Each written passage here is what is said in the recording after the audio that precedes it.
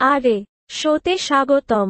সর্বশেষ উন্নয়নে সিল্ক রোডের প্রতিষ্ঠাতা রস উলব্রিচট পুনরায় নির্বাচিত হলে তাকে ক্ষমা করার প্রতিশ্রুতির জন্য প্রাক্তন রাষ্ট্রপতি ডোনাল্ড ট্রাম্পকে ধন্যবাদ জানিয়েছেন। অনলাইন ড্রাগ মার্কেটপ্লেসে তার ভূমিকার জন্য যাবজ্জীবন কারাদণ্ড ভোগ করছেন উলব্রিখট। তার কৃতজ্ঞতা প্রকাশ করতে টুইটারে গিয়েছিলেন। গত রাতে ডোনাল্ড ট্রাম্প পুনর্নির্বাচিত হলে প্রথম দিনে আমার সাজা কমানোর প্রতিশ্রুতি দিয়েছেন। আপনাকে ধন্যবাদ, আপনাকে ধন্যবাদ, ধন্যবাদ, উলব্রিচ লিখেছেন।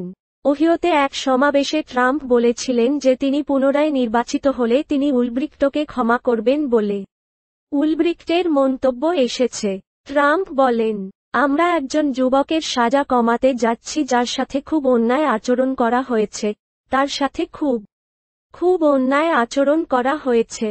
উলব্রিক্ট সিল্ক রোড চালানোর জন্য 2015 সালে দোষী সাব্যস্ত হয়েছিল, যা ব্যবহারকারীদের ক্রিপ্টোকারেন্সি বিটকয়েন ব্যবহার করে ড্রাগ এবং অন্যান্য অবৈধ আইটেম কেনা এবং বিক্রি করার অনুমতি দেয়। প্যারোলের সম্ভাবনা ছাড়াই তাকে যাবজ্জীবন কারাদণ্ড দেওয়া হয়।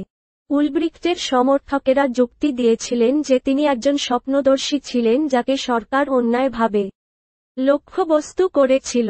তারা কারাগারে তার ভালো আচরণ এবং পুনর্বাসনের প্রতি তার প্রতিশ্রুতির দিকেও ইঙ্গিত করেছে। ট্রাম্প উলব্রিক্টকে ক্ষমা করার প্রতিশ্রুতি পালন করতে সক্ষম হবেন কিনা তা দেখার বিষয়।